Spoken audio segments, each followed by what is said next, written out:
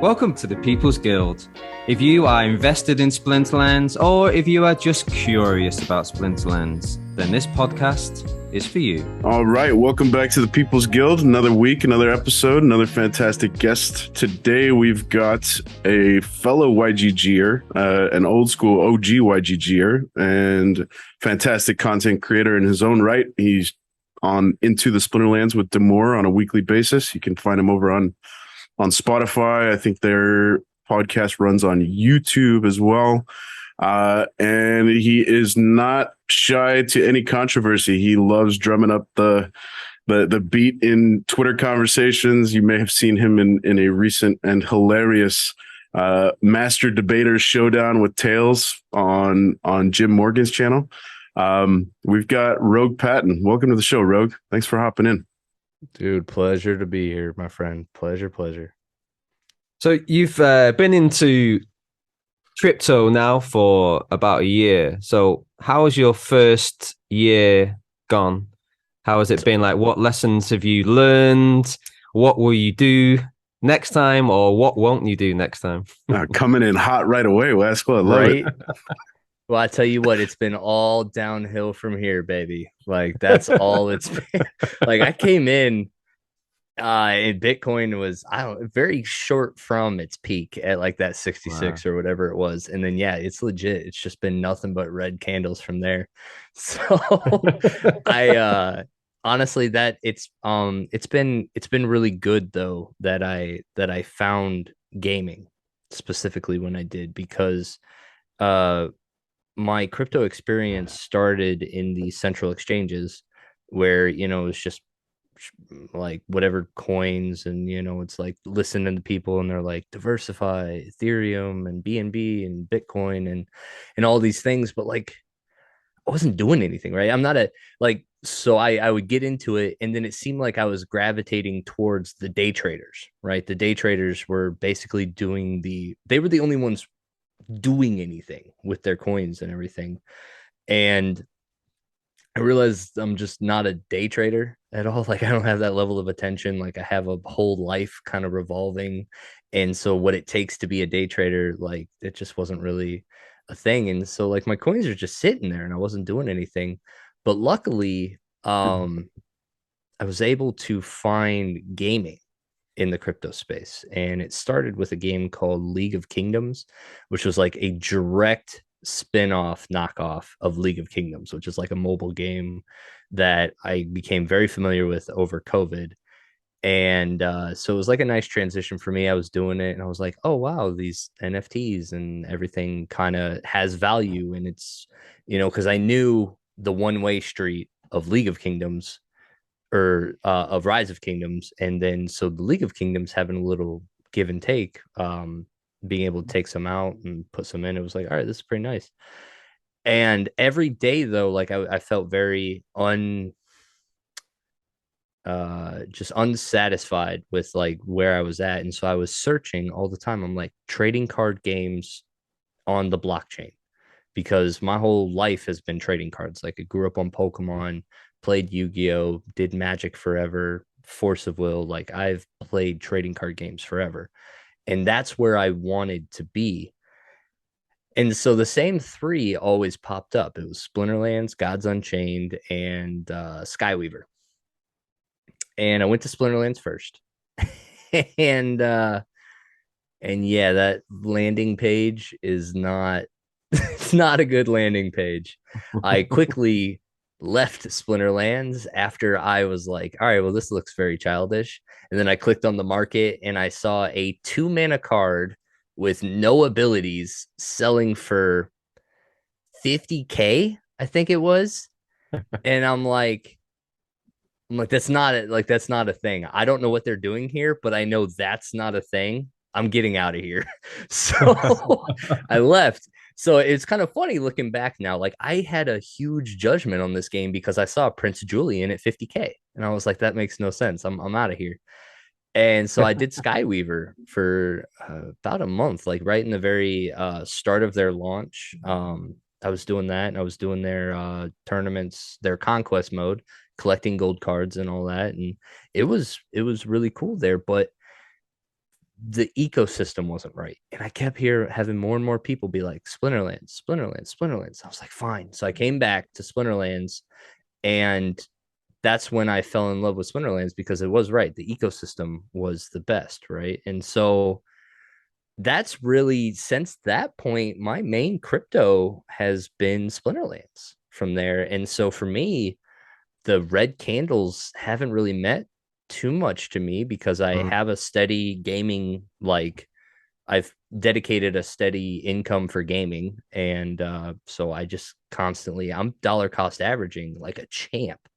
And I didn't even know really that that was the strategy. But so yeah, it's, crypto's been really nice to me once I found trading card games. And that's why I have, like, I always try to shill the hashtag play with your bags, because anybody else that's in the crypto market right now with just red candles, like, I don't know how you're like happy. Like, I'm playing with all my red, like my assets. So that's why I'm happy in this bear market. So, but it's been good. I'd love to hear you, Rogue, talk. Play with your bags. What can you elaborate on that? Expand for us. Yeah. So like in the crypto space, like everybody was talking about, oh, you got to fill your bags. It's like diversify your bags, bags, bags. Bags was just like whatever the terminology that they were using for the thing that held all your crypto, right? Is like, I have my bags. I've got my bags packed. You need to fill your bags. And so I kind of spun that in the way of like, when we started in the bear market and everybody was like, everything was going down, that's when I started to be like, well, sucks you guys aren't playing with yours. Like, luckily everything in my bag I can play with. So like, I've got better crypto than you got, because I'm actually doing stuff with mine. So, that was my ultimate like bear. It was like my bear mantra. It's like the best bear market slogan is just like, I'm hashtag play with your bags. Cause if you're just watching your bags go red, like, that sucks. Play with them, you know? Yeah, I think you're definitely right, man. I think to be able to have something that, okay, maybe not necessarily has been maintaining its value because even our cards have been going down, but we're still able to earn from them. You're definitely right, man. I love that. Play with your bags. I love it. What, and you say you're DCAing in like a champ. What are you, do you mind like Yeah. telling us like So what you're concentrating on? Yeah, so I mean, for me, it's cards. Like, cards right now, I think is where I'm at. SPS was like the big play for me early, but I've honestly, I think I've lost a lot of faith in SPS maintaining its value anytime soon. And now that we're coming, like, we're fully off of DEC, like, I'm starting to change my mindset to where like SPS is going to be the token I'm gonna have to spend right Mm, now, and I'm gonna have mm, to spend it at a price that I don't want to spend it. Like, I've been on many shows recently talking about how the company did a really good job of brainwashing us to like want to hold SPS, and like, we're not going to have enough SPS. All you want is SPS. But we are now in an ecosystem where like, we don't have DEC unless you have rental income, right? And when we get to the point where we're actually burning enough and the supply kind of levels out, the only way you're going to get DEC is by burning SPS. So we're going to have to get used to spending SPS at some mm, point. So that's why I've kind of leveled off of there. But for me, I never had the capital to ape in the first place. So I could probably say that I spent the same amount of money to max out my bronze deck as I did then to go from bronze to silver. When Wow. normally it's not like, that's not a like a 1-to-1 ratio, but because of the decreasing price of assets and all this stuff, like, I've been able to essentially spend the same dollar amount to get there. And so that's what I mean about dollar cost averaging, because when I started, O'Shaughnessy was $30, Wavesmith was $8. Those were kind of like some of the big ones that everybody needs. Jin Chihuahua was pretty high. Furious Chicken was 30 some. mm, These are all like bronze kind of staples. And today, like, I've got quite a bit of all of those, right? I've basically maxed out all of those, and I don't play in champion. Um but that's kind of just been the mindset for me, is just continuing to buy the cards, because I'm maxed out for silver in modern. And so the next step will be gold. And so that doesn't change for me depending on what the asset prices are.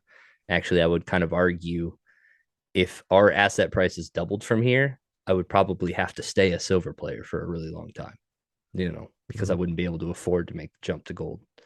So yeah, that's where dollar cost averaging, which is also kind of the fun part, is all of the people, like the day traders and all the people in the crypto, it's like, this is the time for accumulation, right? This is the time to dollar cost average. But they use it in the sense of, increasing their positions in these assets that they plan on selling. When me, I'm doing it with assets that I plan on playing, right? And so it's kind of nice. Like I feel like a very disciplined crypto bro, because I'm dollar cost averaging, but really I'm just buying more cards so I can level up. Well, it's certainly nice to justify buying cards by, I'm dollar cost averaging. Oh yeah. I'm growing my investment. I'm So are you? It sounds like you're predominantly a wild guy. Is that right, Rogue? No, not at all. Okay, No. so Furious Chicken has gone by the wayside for you. What? 100%. Yeah, cool. Hopefully you sold close to that $30 per BCX range. No. So what's I your still own my chicken? Yeah, you toss that guy into the grill.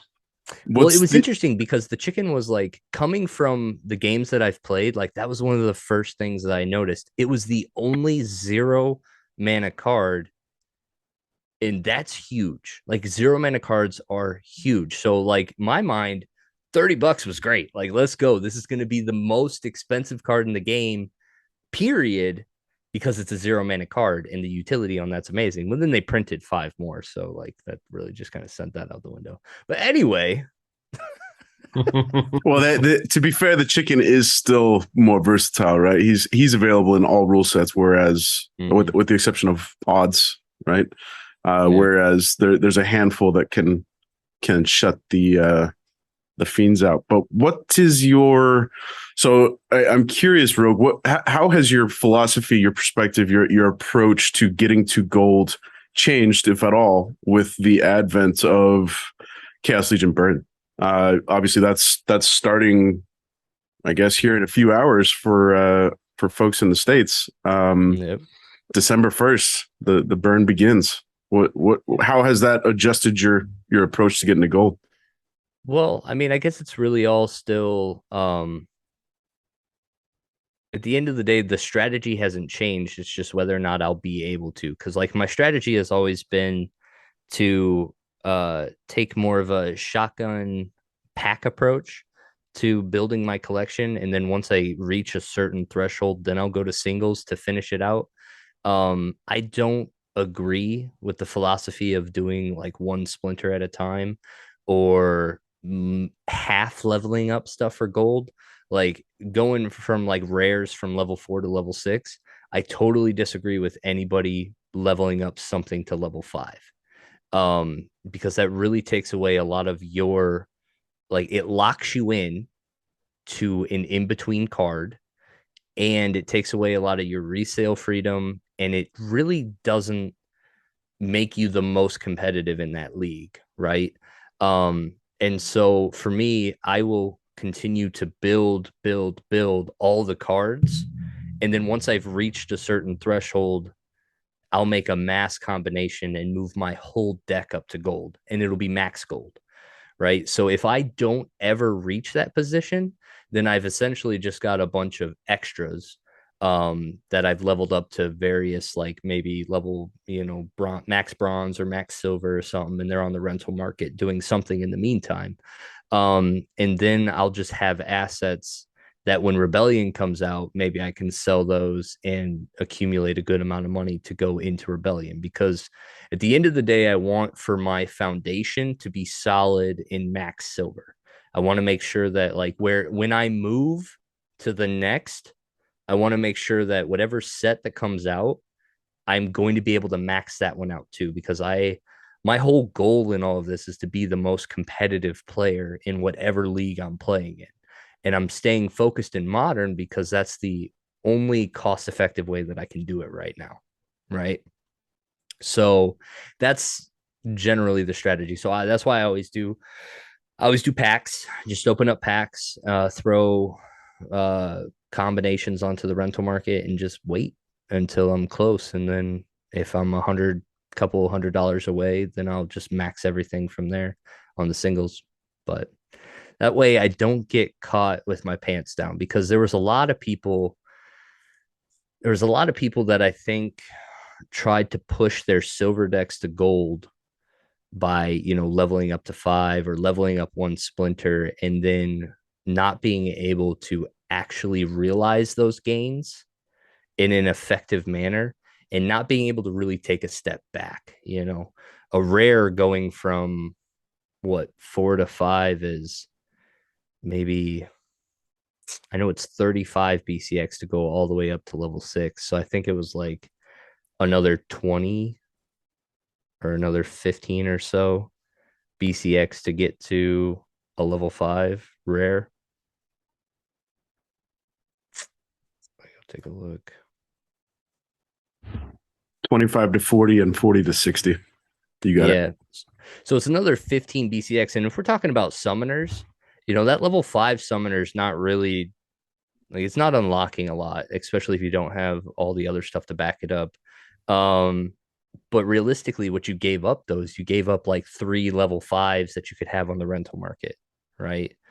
Or, on your continued trek, like if you can get one up to 25, then you're missing out on a silver rental that could be there. And that'll help you get there. In my opinion, that'll give you more gains than what winning some more matches with that level 5 than you could have with a level 4 or something along those lines. So I think that's something that I've realized is in rank play, there's only like, you can put together a 50% win streak or like a 50% win rate with a very mediocre deck. And so to overextend your collection without maxing it, that's where I think, a lot of people are not taking advantage of their assets. Yeah, it's very interesting, man. You're coming in from a different perspective to some people. Like me personally, when I first arrived, I was able to ape in. Unfortunately, very envious.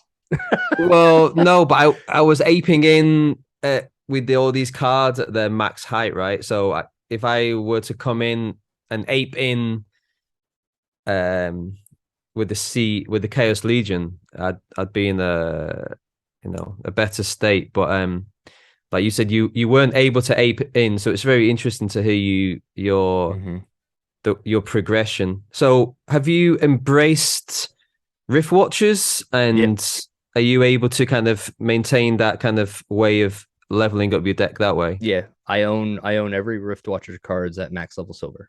Oh, nice. And yeah, it was not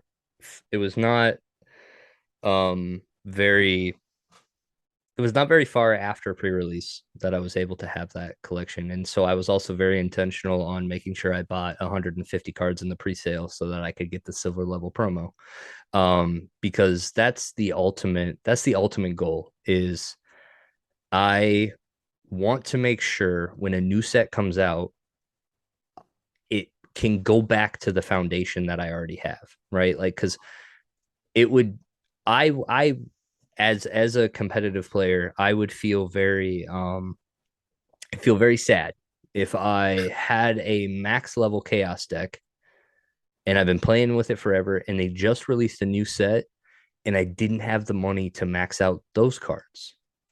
Because like, if I don't have the money to max them out, then I really can't play with those. Mm-hmm.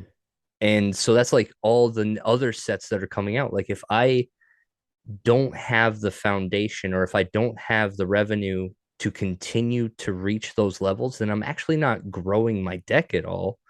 And I'm just going to stay playing with whatever cards I aped in at. Right.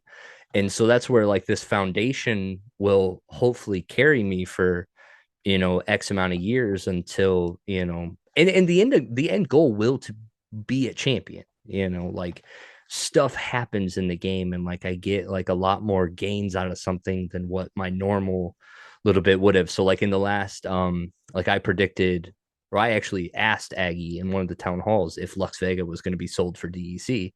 And he said that that was a really good idea and that he was going to talk about it. And so after that podcast, I went through and gutted a lot of my extras and a lot of my gold foils and got them into DEC when we were at 0.6 or something like that. And then when we pumped all the way up on the actual news, I was able to still get my Lux Vega and an extra 100 Rift Watcher packs just because of like stuff like that. So like same thing happens if at any time like if the Lux Vega or if the Rooney, like if I'd have pulled a gold foil, those are all things that could like catapult my collection. So like I'm making steady moves and making sure that I'm always present for things. So if that lotto ticket does ever happen, then I can flip those in and like get myself closer to that next level, because I don't ever want to be at a release where I can't get right back up to the level of play that I was at. Right. Yeah. So like selling all gold foils, that's like a big part of my strategy. I don't have any gold foils. And so because I'll just play with a base level deck. Like it's totally fine. As long as if I can be on the leaderboard, if I can be the number one champion player in the world without any gold foils, who cares about the extra 10-20%? Like I'll be doing all right. Yeah. Yeah. Oh man, it's great. You've definitely got a like step by step process of what you're doing. So I was just wondering, yeah, I was just thinking then about you, the way you're doing it. But I'm just wondering, like, just for the majority of players who are not able to ape in, I just wonder how they are gonna do it when these new sets do come out. I just wonder because like the way you're doing is very concise, but I just and maybe you've got, I don't know, a little bit extra of money, but I just wonder, just like maybe for the average player, I wonder how they are gonna just keep progressing through the different levels. I mean, I would, what I've encouraged everybody is it's steady gains. Like when I started in this, I had a bronze deck and that's all that I had. And one of the first tournaments that I said that I was going to buy cards for and I was going to win is the Cobalt Miner novice tournament, right? That was when I was looking at all the tournaments, that was the first tournament that I recognized had the lowest capital entry, because at that point, all you had to have was a 1 BCX of every epic untamed card and every epic chaos card. And then with all the ghost cards that you had from both of those two sets, you would have every card at max level for that tournament. So I decided at that moment, the untamed epics were going to be the first investment for me so that I could compete in that SPS tournament. And then I did. And that's where I was at for a while.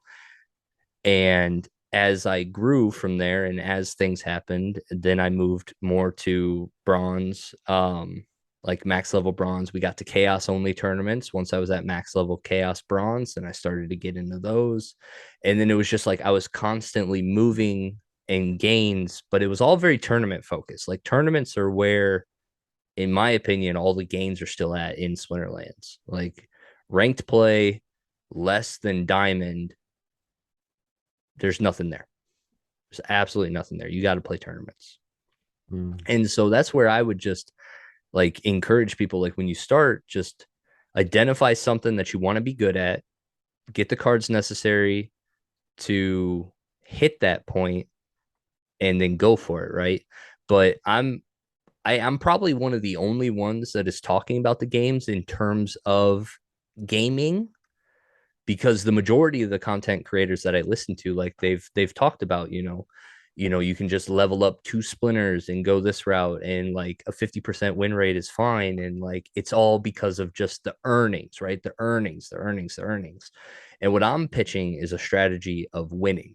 Like this strategy is if you don't want to only win 50% of your matches, If you want to try to be the very best in Splinterlands, and if you want to compete at the highest levels, not meaning champion, I just mean the highest levels of wherever your economic situation is at. You could be the best bronze player ever and be happy and content and still have assets in a game that will mean something down the line, right? And so that's where I would encourage, like, anybody could start and be max level bronze in chaos for what, $100, $50? What was that? Splinter Cards has a good one. But that's where I would just tell everybody to start in bronze and max out the cards, stay modern, because wild, there's just so many cards. And yeah, be the very best. I love the school of thought that you're bringing to the table here, Rogue, and I feel like you're pitching a philosophy that is not only the most accessible of the philosophies to enter the game that I've heard, but it's the most relevant, right? For the majority of folks that are coming into this game, they're going to be, coming in with, I think back to my first couple of weeks with Splinterlands, I allocated maybe $50 to buy some cards, and I was, watching Bulldog, I was watching Dwayne, I was watching, I think Hawks was making videos at that point in time, and I just ended up with this hodgepodge of cards that meant nothing. And I ended up, just getting my ass handed to me over and over again. And, the ultimate escape route was gearing to the rental market. Whereas if I could do it again, I think you're absolutely right. Just go for base level for across all splinters at Chaos Legion, right? It's the best time to come into Chaos Legion, and who knows how much longer these prices are going to be so accessible. But yeah, it's such a great school of thought, and I think you're absolutely right and 100% onto it in terms of the best way to grow your deck is via tournaments and via tournament winnings. So I'm curious, Rogue. I'm sure that you had your kind of ear to the ground with the recent Weirdbeard conversation he was hosted with Aftersound and Darkest Night, and Weirdbeard kind of pitched his three main ideas for what the future of kind of hit Weirdbeard's universe looks like. Which of the three do you, as I look at you as a great ambassador for Bronze Silver League players. I think you're very switched on in terms of what makes the biggest impact for those leagues. Which of the three takeaways from Weirdbeard do you kind of view as most imperative, most impactful? It's a toss up. It's a toss up between the battle pass and the draft tournament. Because at the end of the day, a draft mode in trading card games is the most casual, fun enjoyment of a game that you can have. It puts all players on equal footing and just it puts you into some crazy situations that you normally wouldn't be in, right? So if we're talking about traditional trading card games, which is actually one of the reasons I love Splinterlands, but traditional trading card games, you build a deck, right? This deck is something that you've constructed and you've made it in a way that you've got multiples of certain cards. Like, you make sure that your draws are consistent and like you've got the right resources. Like, it's a very consistent deck that you're playing with, and you play with this same deck over and over. The game doesn't change from game to game. You're playing the same game with the same deck every time. And what draft mode did was drafts completely flipped everything on its head by narrowing the card pool and giving life to cards that for those couple hours are amazing. And then after that event are trash. Like they have no place in real meta. They have no place in the real decks. They never see play. They'll go into some bulk like collection of cards and they'll just never be seen again. But draft mode for that couple of hours gave those cards real life. Now that's something that I absolutely love about Splinterlands, is that your whole collection is your deck, And the more vast your collection is, the more weapons you have in your arsenal to be able to address every game as it comes up. Because in our game, every game is different. But what draft mode will do is draft mode in Splinterlands will create a live experience that we currently don't have.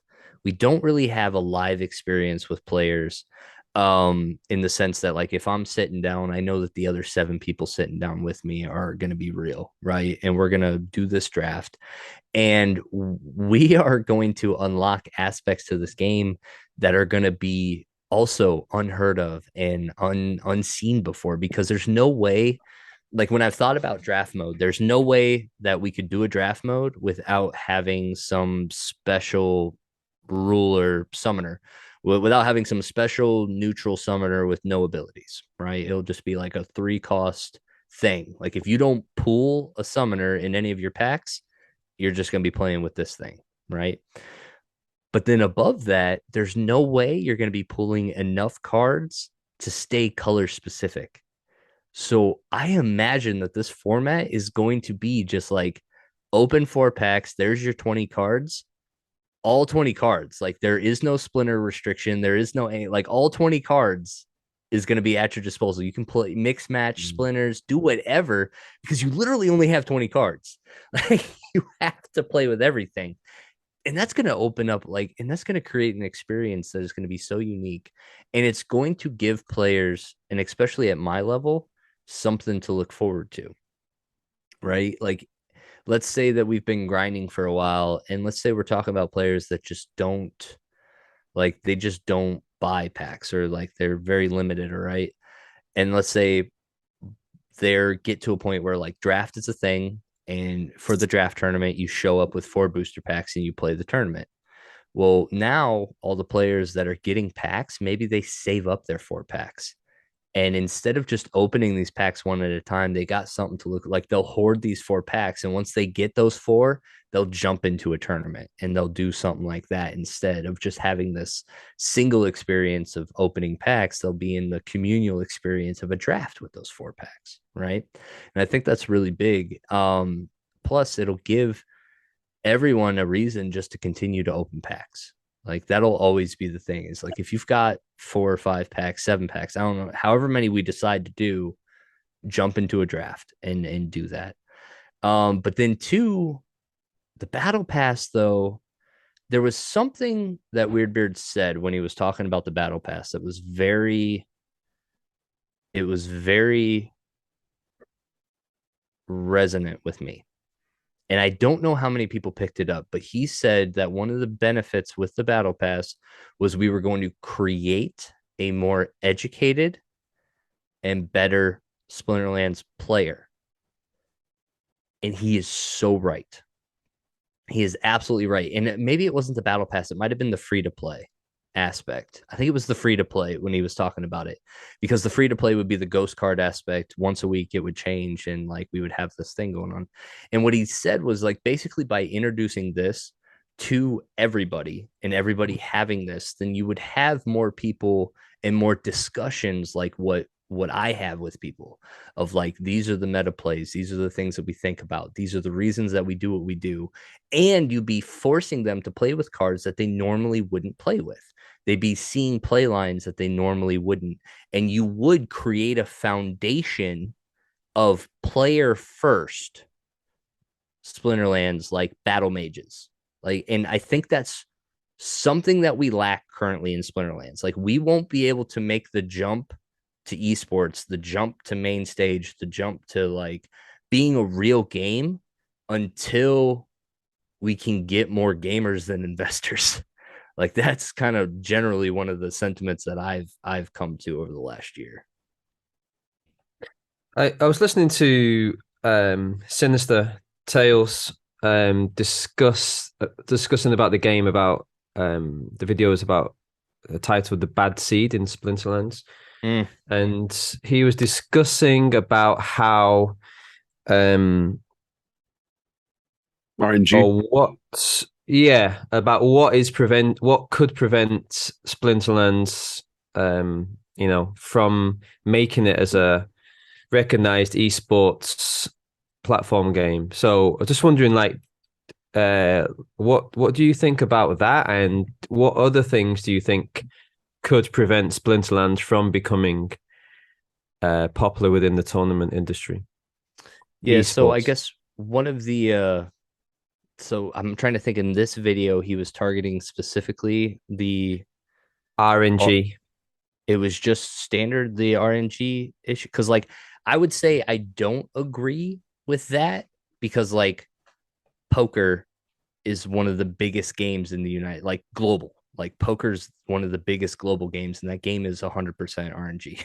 you know, like, and that's I guess one of the other things that I like about Splinterlands is the same people aren't going to go win every tournament, right? Like some of your best players in the world, like if we end up having a world's tournament, the odds that like the same player is going to win the world's tournament is going to be very small, right? Like, but like your best player in the world might be top 16, top 8 consistently, like top 32, something along those lines. And that's the general, like, I guess that's where I've kind of accepted that Splinterlands is that. Like, I'm not going to go win every tournament that I participate in, but, I will strive to be like top certain, because that's consistency, right? Like, and then pushing through in those aspects. The big thing that I see getting in the way of us to the public is just the general aesthetics of our game. Like that's it.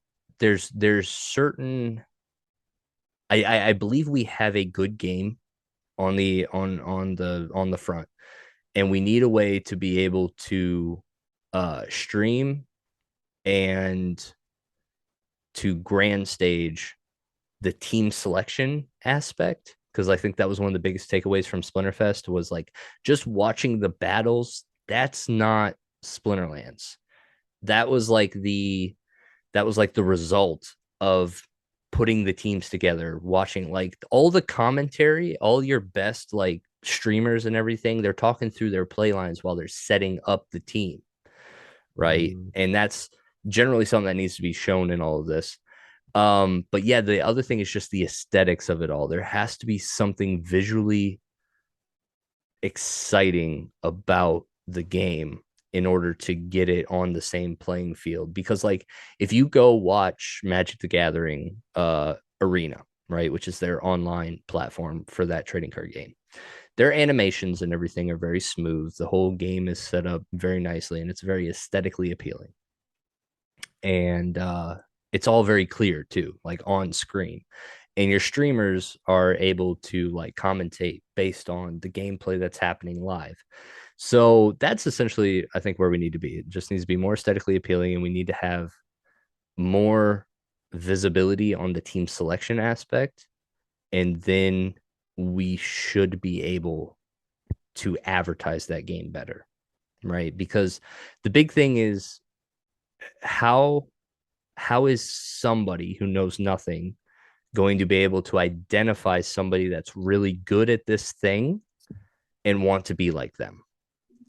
That's essentially how we get it to the masses, right? Is like making stars out of your best players and making it relatable to the point of like, all right, I saw them go do that. Now I'm hyped and I'm going to go do it too, right? Like skate videos. Skate videos were a big thing when I was growing up. Like you watch the pros do a trick on a box and you're like, yeah, now I'm going to go try that. You get hurt. And then you go back and you watch the skate videos again, you get hyped up. And it's the same thing with professional sports. You watch professional sports, you get hyped up. You want to go do it as well, right? Like all the kids are looking up to the big athletes, right? And they're wanting to go be like them. And it's the same thing for everything. Same thing exists in League of Legends. Same thing exists for, Fortnite and for Valorant and all of your big esports games. And the same thing exists in Magic the Gathering. I flip and write books. Look at this. Next level magic by Patrick Chapin, the innovator. He flipping wrote books on this game, how to be good at this game. Nobody's doing that for Splinterlands right now. So when are you publishing, Rogue? That's the follow-up question. As soon as I get somebody that's a lot more fine with their words than I am, that could just put it down on paper. Well, I But love the approach that Rogue, and your last couple of points are all kind of, different avenues to the same end, and that is, Splinterlands needs to do a better job of increasing the fun factor for those that don't know, right? mhm. I think Battles 2.0 was something that, I think it was Walking Keys that was kind of leaking out little streams from Splinterfest, and obviously Wasco and I were watching a bit from a distance, and hearing like Tarsa and the fire team get selected, and those voice lines, like it's just such a cool. And I think for most games, especially when you think of like the traditional gaming industry, it's standard, right? Like they would never survive if it was the Splinterlands aesthetic on a traditional game. And how do you marry the two? And I think that's the answer, right? And then obviously, I think you're onto something with taking the battles, the animations, the graphics, the video, the sound effects, all of that stuff to the next level. And shout out to Nate and the creative team. I feel like they've done a fantastic job just in the last 6-12 months of kind of expressing that vision into what is to come. But yeah, I think you're absolutely right. Is bringing the fun factor back into the game and driving player first mentalities, and the investment's going to be the byproduct, right? I think I think once you see the fun factor, I have a Nintendo Switch, and I just bought my first game in like 2 years, about 3 weeks ago. And I think a lot of, I think a lot of that is credit to Splinterlands. Is I've just seen, why would I purchase a game that I own nothing once the game is over? Like outside of the pure fun factor, I'm yeah, and exactly. Yeah. And that's always been my foundation in trading card games. Like, it really in all my hobbies, like trading card games solidified it for me. But I've always been financially to the point where like I don't want for whatever in my life that is entertaining me to be a net negative on my expenses. It should be at a minimum even, where like when I'm done with it, I get the same out of it that I put in it before. Like I don't want for whatever is my source of entertainment to be a consumption on the balance books. And so trading card games has always been that for me. Like I've made sure that like I've taken an approach to managing my collections in a way that my net expense was zero, right? And I was always having something on the very end of it. And so it's awesome that I got that in Web3 now too. Like it's just, and that's my big draw for Splinterlands. It was the ecosystem. Like it just fits my mind with everything that I know from trading card games. Man, it's such a disciplined approach, man. I think back to, and I'm in my mind's eye, I'm trying to place where are my boxes of Magic the Gathering cards. You need those. Yeah, somewhere in mom and dad's attic or basement or something. I have no idea. I haven't seen those cards in years, but in middle school, I was a huge Magic the Gathering guy, and I wish that I had kind of entered Splinterlands on a more recent kind of end of my Magic the Gathering career, so I could, enter Splinterlands with that same discipline. I think that's such a great lesson for any of the young Splinterland listeners out there. Yeah, great approach, man. Thank you. I think like what you're saying about the fun factor as well is definitely something the team definitely has to address. And like you were saying about Splinterlands has to be something that looks fun. Like you said, you watch skateboard videos, you pick up a skateboard. Like me, it was like football, soccer, and then it's just easy to do, right? But this is maybe what the team has to do. They have to create something aside from the ranked play that you mentioned before that is just easy to pick up and just get into, right? Yeah. Because like at the moment, like me personally, I don't do any ranked play, and like this is to do with my whole life. Like work, um, podcast, and I also am concentrating on tournaments as well. But and also just when I do play ranked play, I don't really enjoy it that much compared to tournaments. So I'm just Mhm. wondering, like with you, like what part of the game is it that you enjoy the most? And if it's like tournaments, like why? And if it's rank play, or I think you mentioned before you not don't necessarily enjoy the rank play so much. Yeah. So I'm just wondering where you are Yeah. with that. The best gift I got in Splinterfest was my Archmage beta bot. Um, because I parked that in rank play and it's been amazing. Like I with that being there, I don't think about rank play anymore. I don't It's just doing its thing. It's like collecting the rewards and I get to focus on tournaments. So tournaments and Mm, brawls is where all of my enjoyment in Splinterlands is at.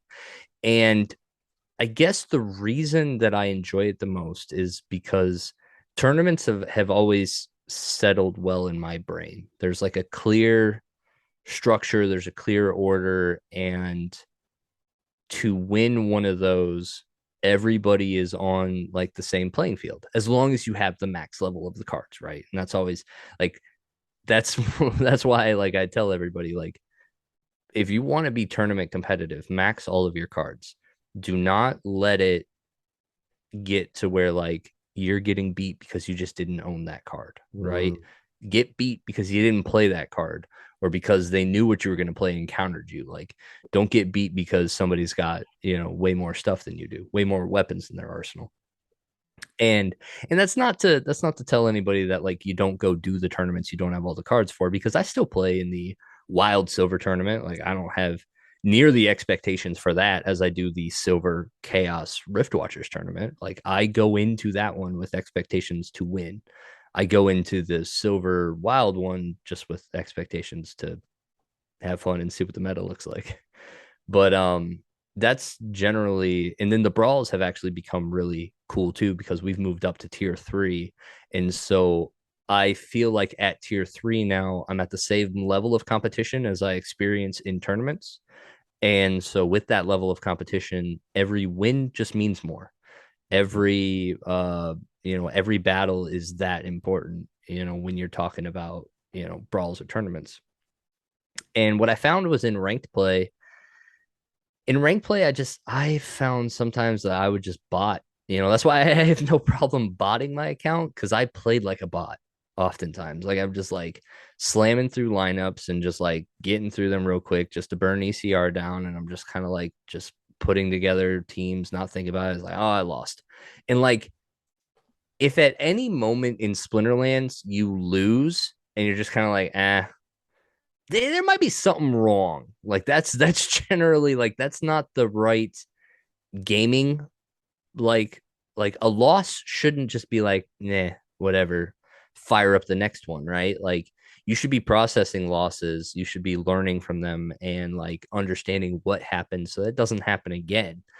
And that's like a general like competitive mindset. And not to say that like casual players aren't like casual players exist and that's a thing, but anybody that's actually playing the game should be concerned with their losses, and I feel like ranked play really numbs a lot of people to losing.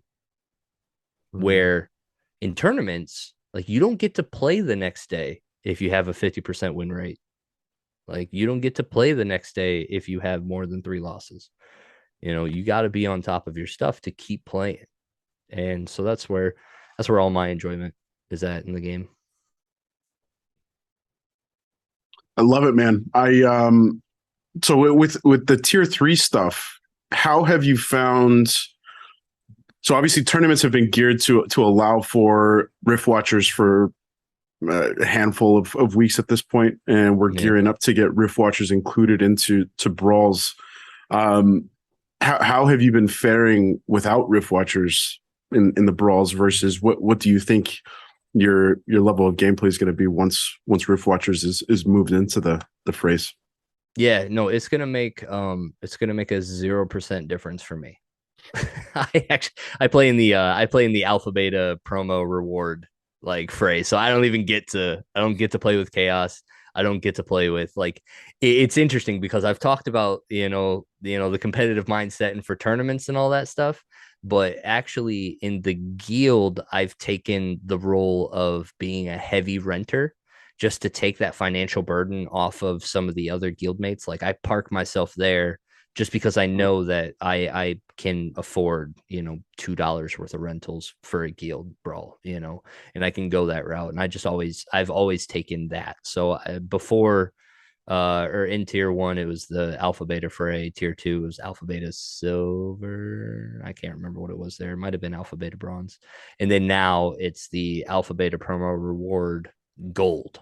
And so the cool part about that is Lux Vega. Just having Lux Vega makes that Fray very manageable because I just go to the rental market and I just machine gun every promo reward alpha card that's less than 20 DEC. And I just go, and then I get the Spirit Miner, I get the Kraken, and I get the Ruler of the Seas. And then I go to Brawl. That's a heavy hitting lineup that I do not miss seeing in in Riggs play, man. I learned it real quick. I went 0-7 in my first guild brawl, and I saw it enough. Like I didn't play in gold, so I don't really know the meta entirely well. And I saw that enough, and I was like, sold. Not gonna have that happen again.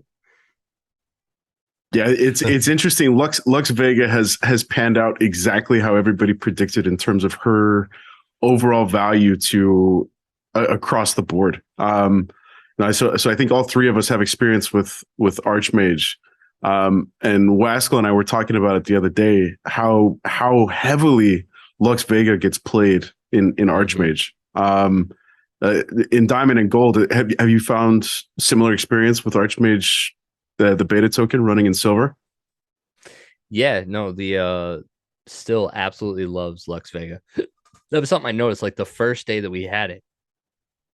I went back and checked through because I was like, all right, how are you playing Lux Vega? And it was just all the time playing Lux Vega. And then mainly for my account, like I'll keep modern. Like I will let the bot play once an hour in wild, and then I'll play games in silver modern just to stay fresh whenever I have time and I want to jump in and just play some myself. And so yeah, when I push the bot to gold, like once it gets that rating, because I always try to go for season gold chests, that's all it plays once it gets up to there. It's just like I'm just gonna be Lux Vega the whole time, and I'm like, cool. It did a little bit better for me this season. I did get a couple more season end chests than I usually had, so worked out pretty good. So discussing brawls, and that kind of leads on to like guild. So we're all in YGG. So I'm just wondering why did you specifically join YGG, and why, if you were, trying to sell YGG to someone, like what would you tell them, like the benefits and why they should join? Yeah, so YGG was an awesome, awesome thing that kind of fell on my lap.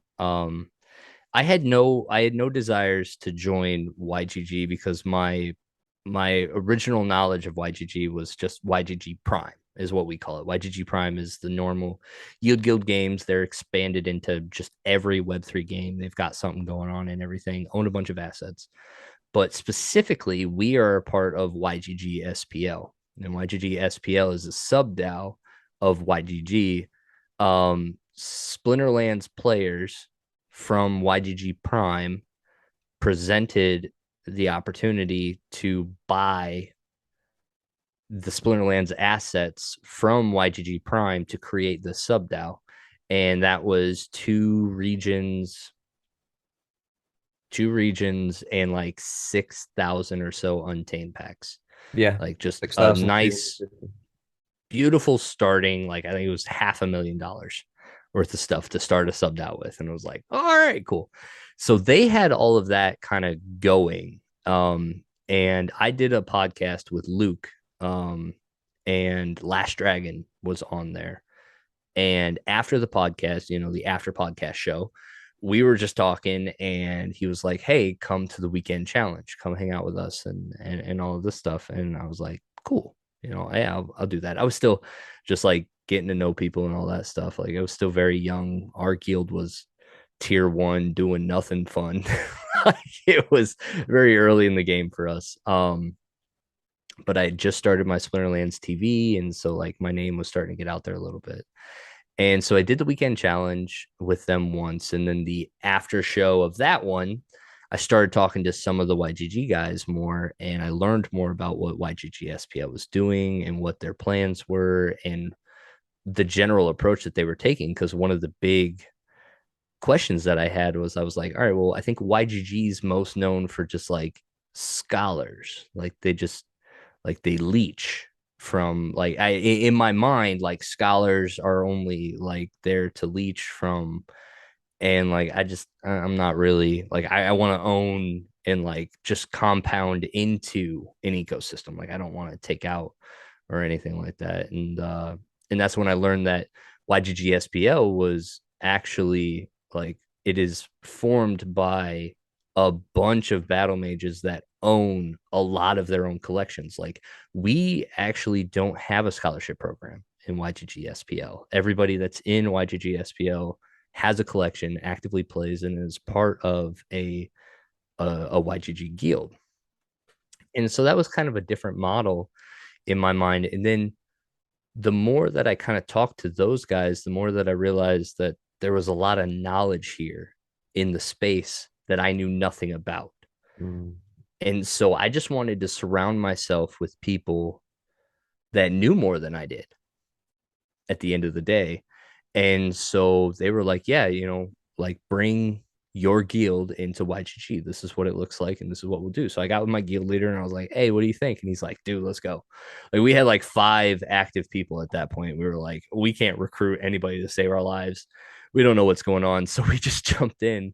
And, as soon as we put YGG in front of our name and we kind of started blasting a little bit of advertising, we filled up really quick, and we found a lot of people through the months that are like really good. And the more that we were in YGG SPL, the more that we were getting into conversations about the economy, conversations about reinvestment, about strategy, about like, there was a sector for everything. Mm. And just by being a part of this giant community, I was growing as a player. And it just fit with, one of the things that I was very much a believer in trading cards, is that like, you're only as good as the people you surround yourself with, right? And like, you can apply that into life for everything, right? Like, and biblically speaking, it's like, one man sharpens another as iron sharpens iron, right? um and that's like a verse that I kind of live my life on, is like, surround yourself with people that'll make you great, and you in turn will make them great as well. And so it was just only natural to team up and to get yourself into a large community of people of similar interest, right? Different backgrounds, same end goal, totally different ways to get there. And just, see where everything can go from there. And honestly, it's been the best decision I've made in Web3, is to team up with all the people over there. I've met some amazing people. Awesome testament to YGG, man. And I think Weskill and I, we both came on board with the YGG Brawlers group at the same time. Shout out to Niflheim. And we found, very, very similar kind of pockets of, if you're into the economy, you go here. If you're into strategy, you talk to this person. If you're, looking to buy, sell, trade, you go, talk to XYZ. Yep. And you're absolutely right in the, we've all got, despite our relatively different kind of specific interests in the game, whether you're entering as an investor or you're entering as the casual player, or you're entering for, a fun game and the community that surrounds it. We've all got the same end goal of, seeing success with the game as across the whole Splinterlands universe. But would you mind telling us what are your thoughts around alliances and kind of the bit of alpha that Yabba dropped a couple weeks ago, a couple town halls ago, with what the prospect of alliances forming, and what do you kind of you've got a pretty substantial gaming background. What would you like to see made possible with alliances, and what would you like to see YGG Legacy and the greater YGG group make possible for the game and its players with alliances? You know what's funny is I tried very much to think about what he was talking about when he was like, yeah, we could create this like alliance, and like all these guilds can have like a joint building in which they and the first thing that crossed my mind is, well, how many can we put under one of these umbrellas? Because like YGG SPL is pretty big, and I don't know if we'll all fit under one. And like there has to be a cap on it, right? Because if not, why wouldn't the whole YGG, or why wouldn't the whole Splinterlands community just use one alliance center? We could just be all together with whatever the one boost bonus is, right? Just so I don't know how many they're going to actually have on it. And honestly, I have no idea what kind of utility they're going to bring. I personally don't think they're going to add anything more than what our Discord doesn't already. Like we already have a central hub and an ability to communicate and coordinate within each other, like as we need. Like the game itself is actually terrible at that. Like guild communication in game is terrible. Any kind of chat communication in game is terrible. So I don't know exactly what the alliance is going to add. But I mean, we definitely need more syncs, so I'm totally fine with it. And we're big enough that we would definitely benefit from whatever they come up with. But yeah, as of exactly what it is, I don't know. I tried to think of a couple ideas, but I got nothing. You guys think about it? Wasco? Hey, nice. To be honest, I was thinking the same thing as you, man. I think I believe I heard you guys talking about on the podcast. Is it 22 guilds in under the Yeah. YGG umbrella or something? Yeah, of the official guilds, I think it's 22. Yeah, for me, I don't know. That seems a bit of an alliance already. So, Right? yeah. So, but you know what I am really interested in, and um, it's just something that just like blows my mind a little bit. It's like we've entered this like Splinterlands ecosystem, and now you've just like this all these sub ecosystems like the YGG, and like even like Pete, right? It's like these just worlds are just opening up all around us all the time. And since I've entered this YGG umbrella, like you say, there's so many. It feels like there's so many areas that I can benefit from. So, like, could you, and this is for my benefit as well as our listeners, like, could you explain, like, maybe discuss like the YGG tokens and how that would work, like regarding land and brawls and like participation? Yeah, so that's actually been one of the other really cool parts for me specifically is I've actually been in a lot of the conversations involving how we're going to build a lot of these things. So like I'm on the community token committee, I'm on the esports committee, I'm on the reinvestment committee. Like I'm actively talking with like, and so probably considered one of the, leaders in the YGG SPL. Like, none of us were elected into that position, but like there's a core group of us that seem to be, hashing a lot of the stuff out. And the YGG SPL token still to this point doesn't actually have any utility. What it is it's a fractional representation of the assets held by the subDAO. That's essentially what it is currently. But as for utility, there's mainly two areas that we are going to get to when the technology's there or when we get the collection to do so. Land is the big one, right? We have way more pieces of land than we can work as a sub DAO. We need for the people within the sub DAO to work it themselves, right? And so there's going to be some kind of revenue sharing in terms of what that looks like. But like the big concept right now is like you stake a certain amount of YGG SPL to work a plot of land or something along those lines. Um, and then we also have like in terms of like the esports or in terms of like how we're managing our cards right now, our card collection as the sub DAO is currently on the rental market, and we're using the DEC income to do alliance only tournaments. And so that's kind of a way that we kind of share that revenue with the group, but not just in like a everybody gets the same. It's like we put the certain amount into the tournament and you got to fight for it. So that, that kind of promotes competition, it promotes involvement, and it's not just paying somebody for being here. um but the end goal though, I think, is something along the lines of maybe kind of what Nifty Arcade has got going on, maybe on an individual card basis, maybe on a deck basis, but similar concept of like somehow staking the YGG SPL token to get access to some of these cards, right? In terms of delegations, along those lines. So, like right now, the reinvestment committee, we've just started doing mass combinations because we've all decided that we're not going to sell our assets. We're going to use the assets in the best way possible. And on the rental income, max level is the best rental income. But then also looking forward, max level is also the best delegation aspect that we can do. Mm. Right. So we've been combining all of our cards. We've got, a handful of max level Chaos Legion cards that'll be very sought after in terms of getting a season delegation or something along those lines.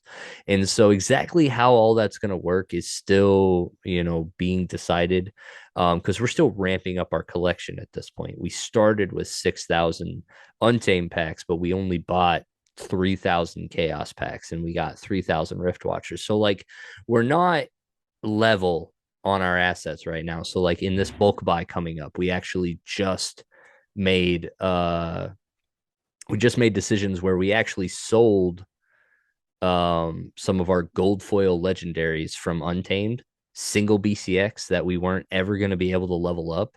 So like we identified that as like a huge cash option, and knowing that it didn't have any real value, like on the rental market, a 1 BCX gold only does so much in terms of like a percent ROI versus its cash value.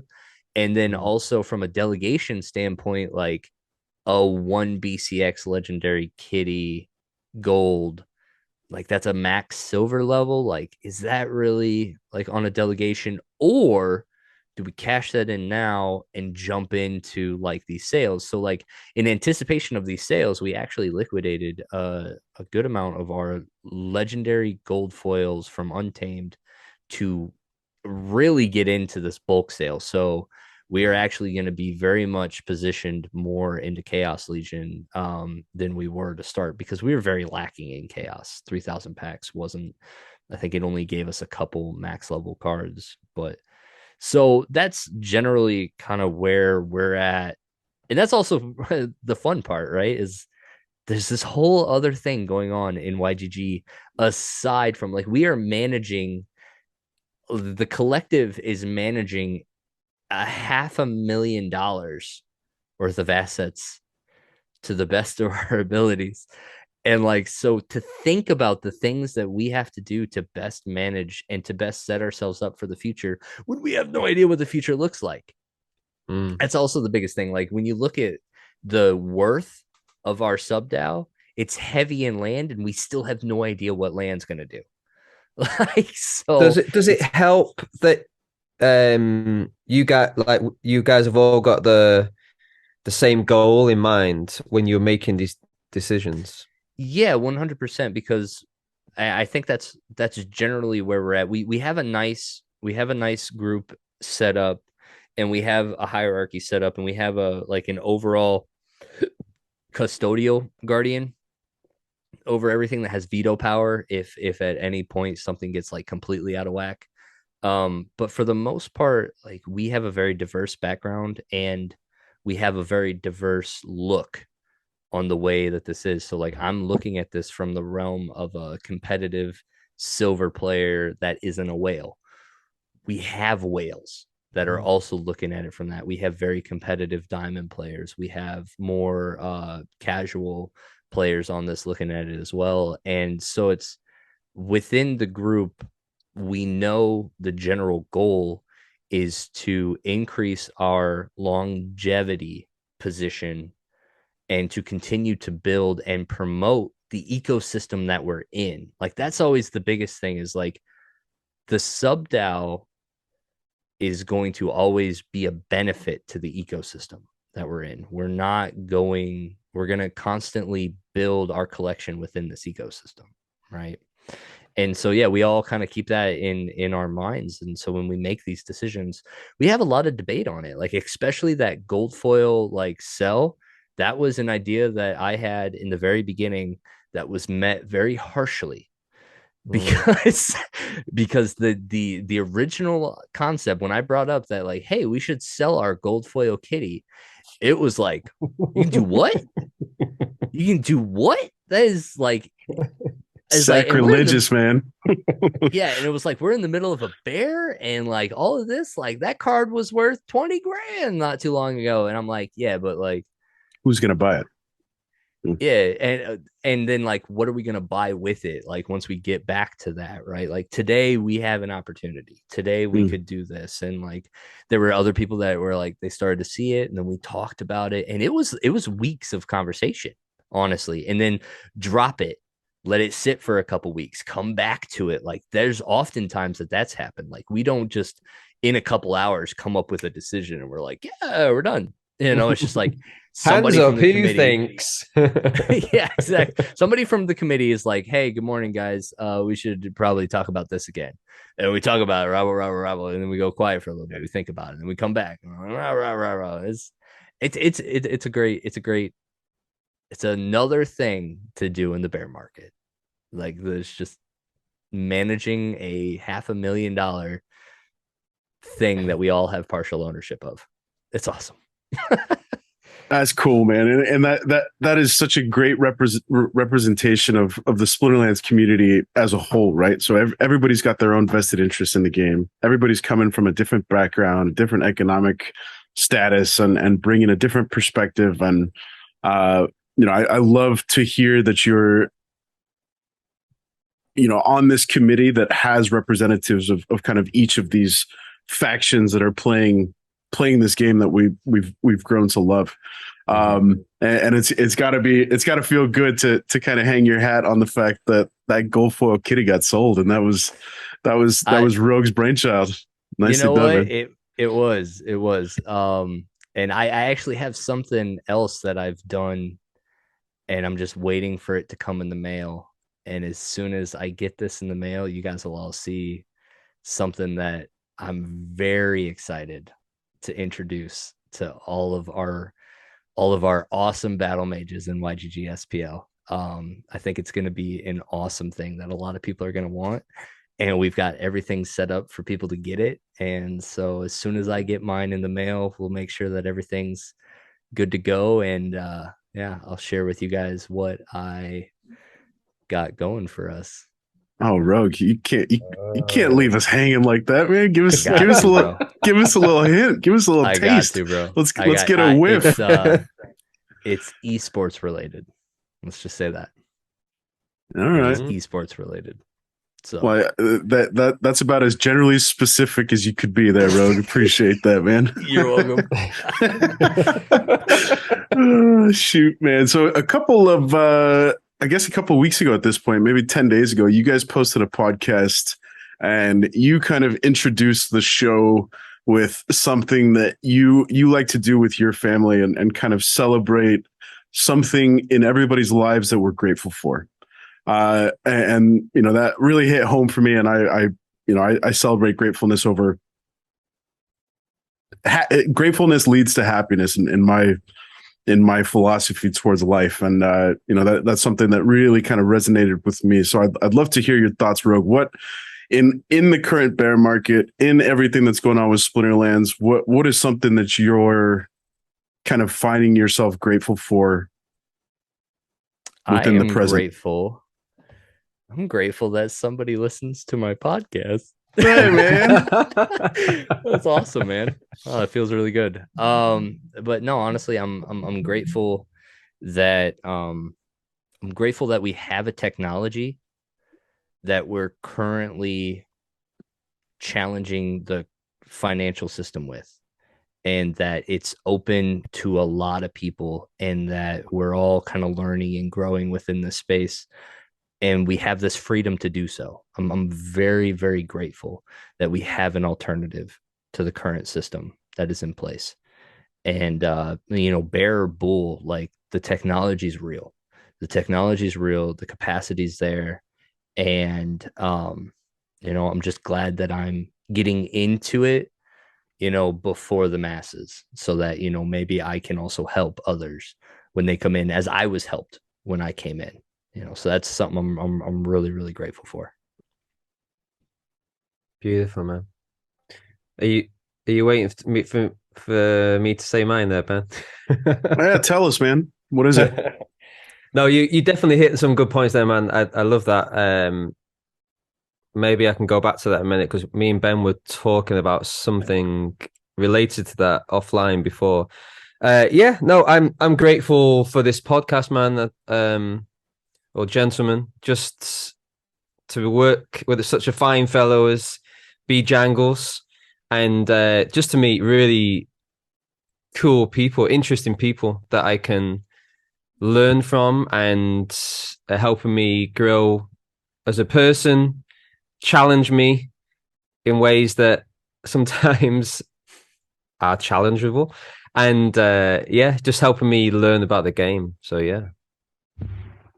Ben. I completely agree, man. I feel like the game I'm grateful for. I was initially attracted to the peace, prosperity, freedom prospect that Aggroed and Yaba, have very, very firmly rooted in, this is the game's mission, is to create these opportunities for folks that are less fortunate and don't have a means to that end of securing peace, prosperity, and freedom for themselves, and using a video game to serve as a platform to achieving those things is amazing. On a more personal level, the podcast is hands down the coolest thing that has come out of this whole journey of Splinterlands. Like, I don't think there's been a single episode where I've walked away and been like, oh man, like, I wish we had chosen a different guest, or like, oh, that episode really pooped the bed. Like, every single person that we hop onto this show with, kind of leaves me with a fresh perspective and a new look onto the game, and a new look onto the universe of Splinterlands. And, Rogue, you and I were talking about this off air before we hit the old record button. And, it's just been such a cool experience to reach out to people that I would never think to reach out to through this platform called the People's Guild. And, huge names in the community agree to hop on and have a conversation. And, they've all been worthy of a listen, in my very humble opinion. So yeah, I appreciate the opportunity, and I appreciate the folks that have taken the time to give it a listen and allow us to continue and encourage us to continue doing this thing. Yeah, you guys are definitely doing a service. You guys have brought on like a lot of amazing people, and like, our space is big, and to have one place that we can constantly come to every week to, like, just get to know another aspect or another player or another opinion. It's been awesome. Like, not only as, like, this is my first time guest, but long time listener. Like, I absolutely love your guys' show. So keep it up, man. Except for man, do I have to? I got screwed out of an episode this week. Yeah, what am I gonna do on work tomorrow? Listen to it again, man. Maybe. All right, yeah, just listen to myself speak. That'll go. You Yeah, mentioned about stroke the ego a little bit, Rogue. Yeah, let's go. you just spoke so eloquently about to be part of this ecosystem that's kind of like challenging um the current financial system. And I'm just wondering what, like, me and B Jangles were talking about it off air about, and like, I saw like, oh, Bitcoin's pumping and everything's in green. And I was like, oh, I just wonder what SPS is doing. And SPS is just stayed the same. But I was kind of quite happy about that because I felt that we're not reliant upon Bitcoin pumping. When Bitcoin pumps, generally the 99.9% of the market follow. So how do you feel Splinterlands is at the moment, like foundation wise? Are we making the right moves? I think now we are, now that we're kind of regrouping um and focusing on the game. I mean, I know that like I don't fault the company for doing what it did over the last year. 100%. Like that they did some cool stuff. And honestly, just having as many of them not land is actually kind of a little disheartening. And so like I actually feel kind of for the company on that aspect. Like they tried a lot of stuff this year that just didn't land well, right? And I think if any of them did what they thought it was going to do, we'd all be talking like a different story, right? But you know, I think they're on the right path now of double back. Let's follow up on promises because realistically, like if I take off my super bullish hat, like my whole Splinterlands experience has really been promises unmet at this point. It's been delays, it's been inconsistencies, it's been um Tangent rough. projects. Yeah, and just not like it's like we're always waiting for like this thing to happen, and then they just hit us with this other thing, and they're like, all right. I was like, all right, cool. Well, that's cool, but like the thing that we were all kind of waiting for, what about that one? And so I think I'm with the rest of the community where I'm ready to just settle in and let's get to land. Let's get to that next level because if it does everything that they say it's going to be an entirely different game, right? So why spend so much time trying to sell this one or trying to do everything for this one when everything's going to be flipped on its head as soon as this next one comes out, right? Um, and so that's kind of generally where I'm at is like I I don't think unless like I put out a proposal on Twitter to like rethink about having Rift Watchers in DEC because I don't know of another way to get rid of 6 billion DEC without making something new.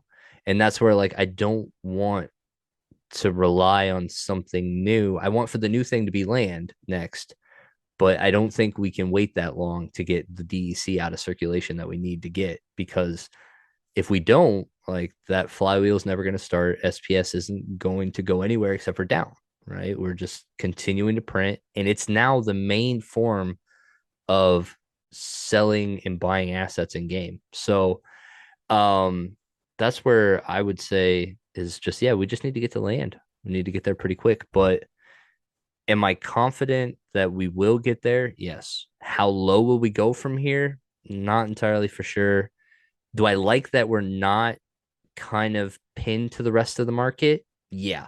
I like that we're in our own space because our NFTs, our utility, our whole side of the world, the crypto world is different than everybody else's. And so it absolutely should be, not reflective of the main the main coin. So yeah, I'm happy, but at the end of the day, I know that our owners and our runway is dependent on the main coins. So like I'm not going to be unrealistic in thinking that like if Bitcoin goes to 5K, we're not going to be on a happy island all by ourselves. Like our runway just got shrunk again, Mm. like so, and kudos to the team for like being very honest about what our position is, with the main coins being a certain percent, cash being a certain percent, and alts being another. So, but yeah, that's kind of where I'm at there. Mm. I think with Splinterlands as well, I agree with what you're saying as well about decisions that have been made and promises that haven't been kept. But I suppose in some respects, Splinterlands is very different to many other companies in the fact that everyone, okay, we can't see everything that's happening, but a lot of the things that happen in the company we're able to see Mm-hmm. and comment on. So I Mm-hmm. think they're definitely at a disadvantage compared to, like Apple, that we're not privy to speaking to the CEO of Apple. We're not able Oh to yeah. kind of. Yeah, I would have loved to chew them out for taking away my headphone port and replacing it with the all-in-one port for all things. Yeah, no, I'd have loved to chew them out for that one. That'd have been great. But no, just quietly buy. Yeah. How have you been enjoying podcasting? How has that been going? And like what have you kind of uh learned along the way in your Can I can I podcasting life? can I use the word podcasting with you guys? Like, I don't feel like we're like a real podcast. Like, you guys do the real podcast. Like, we do a live, like we call it a podcast because that seems to be like the thing nowadays. And we do have the audio aspect that goes, but frankly, I don't know how many people actually listen to it from the audio perspective. But like, and I guess this is my general approach to content anyway, is very lazy. Like, it's hit the live button and do the thing, and then whatever happens, like that's the content, and there's no editing, there's no like, it's just like this is what we're gonna do. And so like it's been great though, because we do have that live audience, which is pretty nice. Demore and I are able to kind of bounce off of, the live audience and be able to carry on conversation with them as well, feed questions from there. And so they kind of keep us on our toes, a little bit. But, you guys are doing this like straight, like hour and a half, 2 hour shows with no audience, like all clean and stuff. Like, you guys are nailing the podcast part of it. Like, you guys are doing great. But it's I love getting on a live show and entertaining the audience and just being in that place, because community is one of the biggest things that will keep a game alive. Specifically, is when you love a game and you think about it like a good amount of your day, and it like takes up that much mental space, like you need a place to go to like be with other people that are feeling and thinking about the same things that you are, right? And so to give that opportunity consistently, I think is one of the most important aspects of content creation. And then yeah, for us, the live aspect is it's just being lazy. It's just being lazy. And Cat's out of the bag, man. I love the secret. Dirty little secret, bro. It's great. it's been my number one. Like, I did the content thing for a minute where I'd record and I'd go edit, and I'm like, man, that was a lot of extra time. And like, I don't know, I took the value added approach. I didn't get more views for doing that. Like, so just hit the live button and same amount of views, and like we get to do stuff that makes people laugh more, because sometimes stuff happens. I think it's very important, though, your podcast, if and I am calling the podcast show, that you just to have that connection with people in the YGG community, and like maybe they're not able to check in on Discord. And I know me personally, I don't have that time. So to be able to listen to have this podcast to tap into is very important, I think.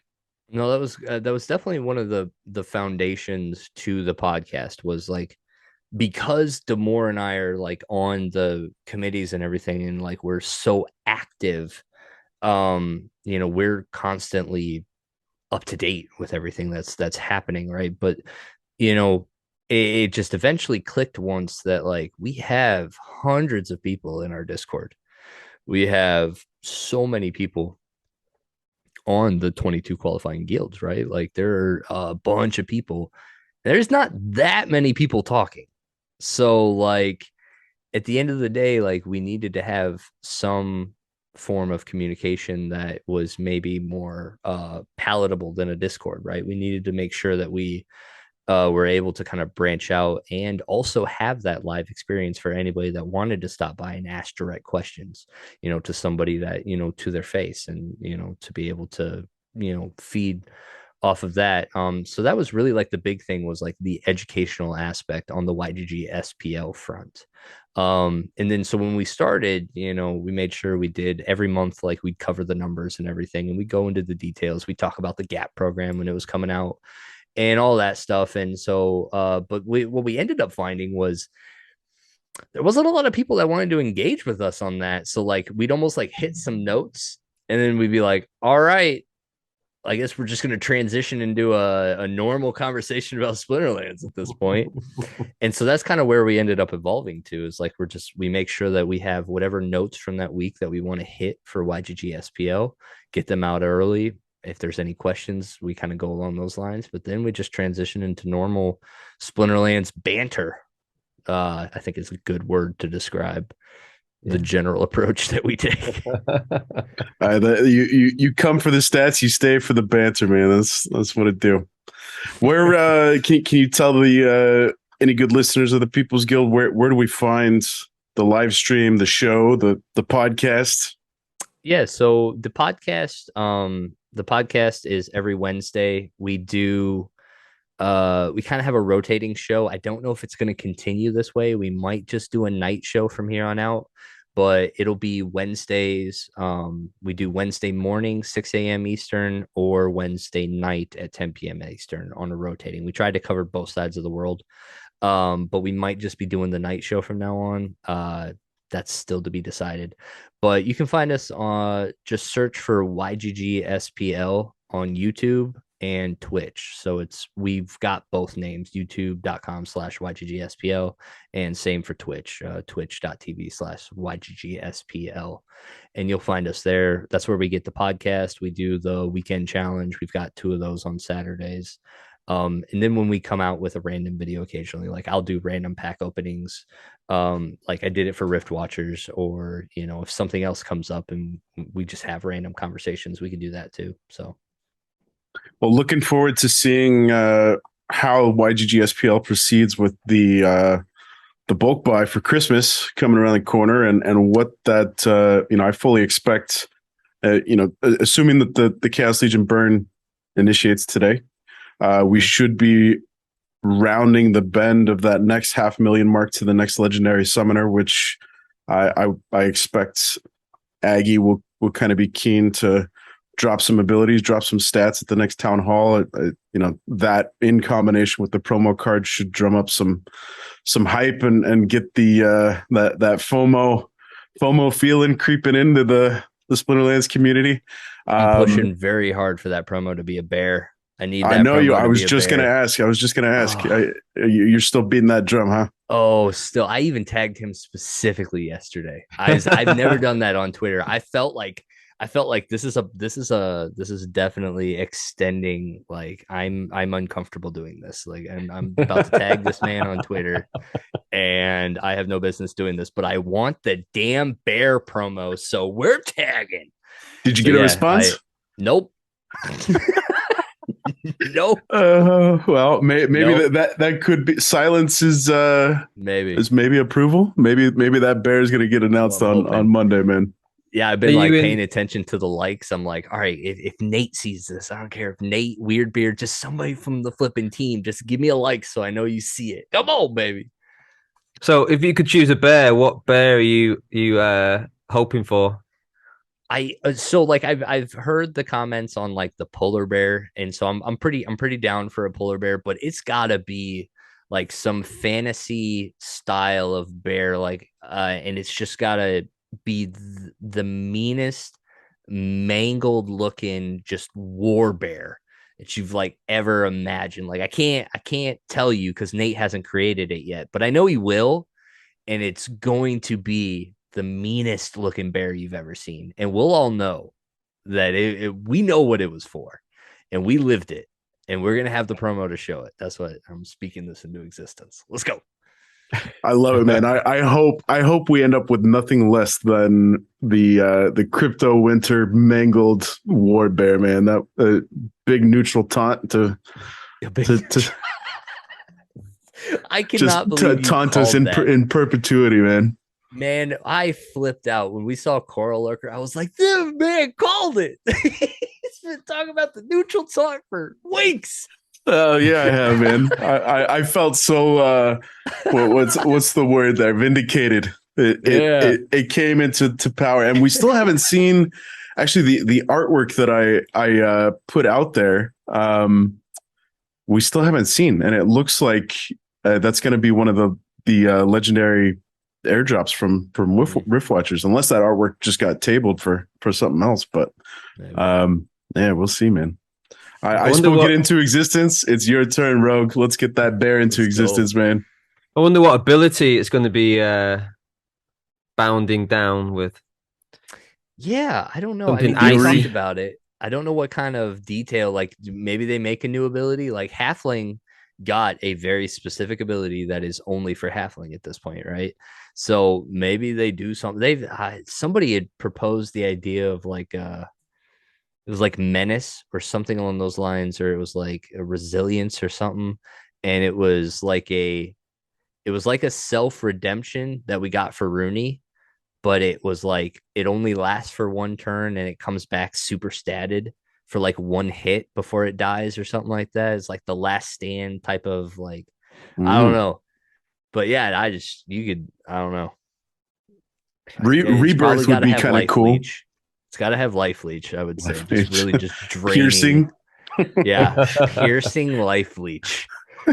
Yeah. Blast. I don't know. I think maybe some.